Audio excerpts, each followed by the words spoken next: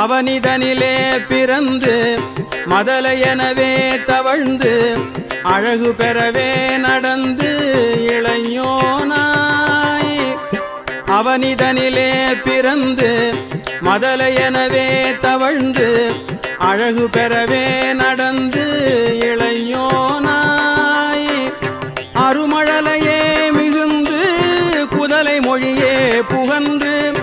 அதிவிதமதாய் வளர்ந்து 16 அருமழலையே மிகுந்து குதலை மொழியே புகன்று அதிவிதமதாய் வளர்ந்து 16 சிவகலைகள் ஆகமங்கள் மிகவும் வரை ஓதும் அன்பர் திருவடிகளே